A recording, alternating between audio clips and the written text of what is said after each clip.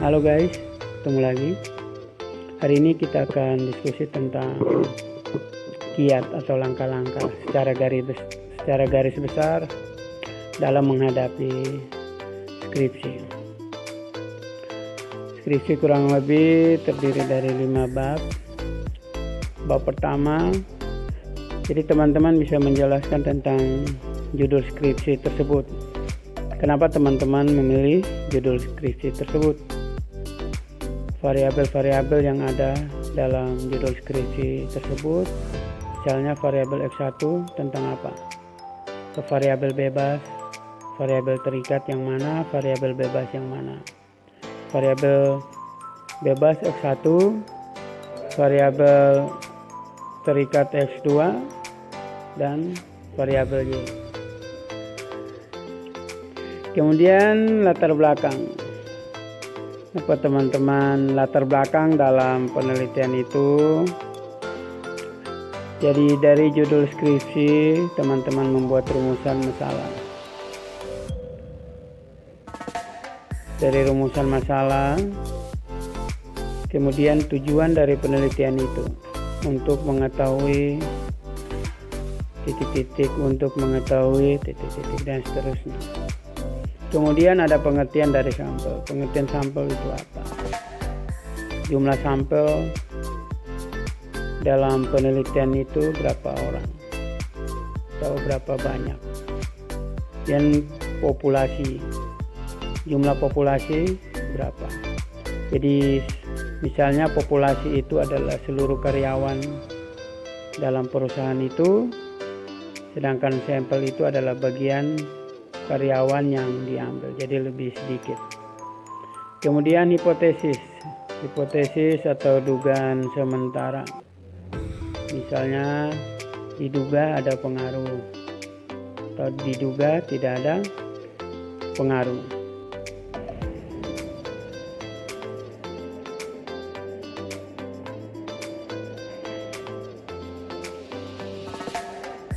Oke, bab 2. Bab 2 tentang teori manajemen, pengertian manajemen menurut ahli. Kemudian dari beberapa ahli itu pengertian manajemen menurut teman-teman sendiri seperti apa? Fungsi manajemen, bisa jelaskan tentang POAC atau juga tentang SWOT, strength dan seterusnya. Kemudian ada teori manajemen SDM atau teori manajemen keuangan atau teori manajemen pemasaran. Teman-teman bisa ambil teori. Setelah teori manajemen SDM, keuangan dan pemasaran, teman-teman juga harus bisa menjelaskan tentang teori variabel X1. Misalnya kalau tentang kedisiplinan, maka teori tentang kedisiplinan. Kemudian ada X2, misalnya fasilitas kerja.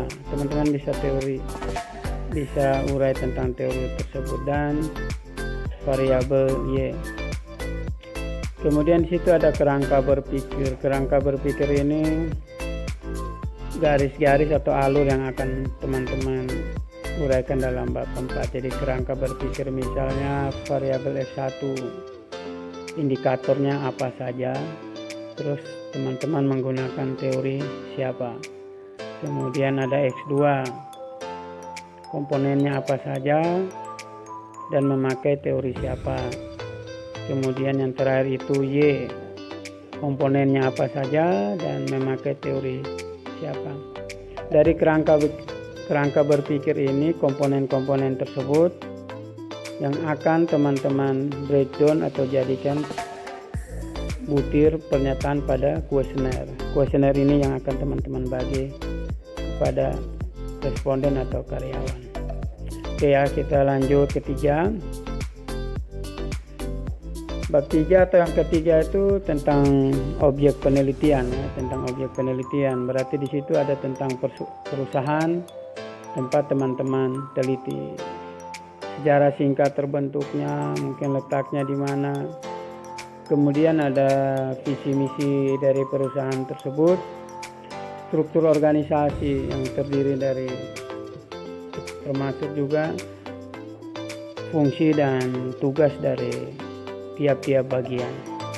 Perusahaan tersebut menghasilkan produk apa, jenis apa, dan terakhir itu ada rekanan dari perusahaan teman-teman.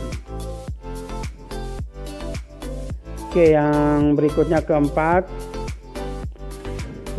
itu tentang pembahasan. Teman-teman bisa mendeskripsikan responden berapa banyak, yang laki-laki ada berapa banyak, wanitanya berapa banyak. Contoh lagi misalnya lama kerja dan terusnya, sesuai dengan kuesioner yang teman-teman bagikan. Setelah deskripsi tentang responden, berikutnya itu variabel F1. Butir-butir pertanyaan itu, misalnya butir pertanyaan F1 nomor 1 itu berapa banyak yang milih setuju, berapa banyak yang milih sangat setuju, atau mungkin ada milih tidak setuju. Setelah deskripsi ini lanjut diuji reliabilitas dan validitas. Jadi menggunakan program SPSS. Di validitas dan reliabilitas, di mana kalau hasilnya lebih dari 0,3 maka dianggap valid. Ya, setelah itu teman-teman pengaruh atau hubungan atau pengaruh F1 terhadap Y berapa besar, pengaruh F2 terhadap Y berapa besar, dan pengaruh F1 dan F2 terhadap Y berapa besar. Teman-teman bisa lihat dalam tabel SPSS yang teman-teman hitung. Kemudian hipotesisnya, pengaruh F1 terhadap Y diterima atau ditolak, F2 terhadap Y diterima apa ditolak, dan F1 dan F2 terhadap Y itu diterima atau ditolak. Teman-teman juga pahami tabel-tabel dalam SPSS yang printout-nya yang teman-teman sertakan di bab 4, tabel ANOVA. Kemudian ada uji D dan uji F. Ya. Dan terakhir bab 5 cuma berisi kesimpulan dan saran. Jadi kesimpulan dari penelitian itu apa? Kesimpulan pertama mungkin, kesimpulan kedua, kesimpulan ketiga, kesimpulan 4 itu apa? Setelah kesimpulan, saran seperti apa?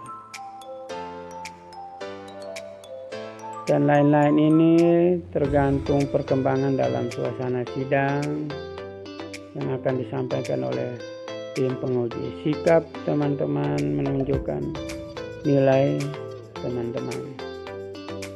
Semoga beruntung. Terima kasih.